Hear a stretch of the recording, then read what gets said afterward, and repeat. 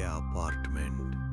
5வது மாடியில் 5B என்ற வீடு பல ஆண்டுகளாக பூட்டப்பட்டிருந்தது. ஒரு நாள் ரவி 5Aக்கு குடி வந்தான். முதல் இரவு. சுவரின் அப்புறம் யாரோ தட்டுவது போல. அவன் வாட்ச்மேனிடம் கேட்டான், 5Bல யாரும் இல்ல சார், 5 வருஷமா பூட்டுதான்.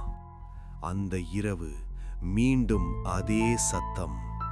இந்த முறை தெளிவாக, தயவு செய்து கதவை திற. ரவி பயந்து கீழே ஓடினான். மறுநாள் காலை போலீசுடன் வந்தான். உள்ளே காலியான அறை, தூசி மட்டும்.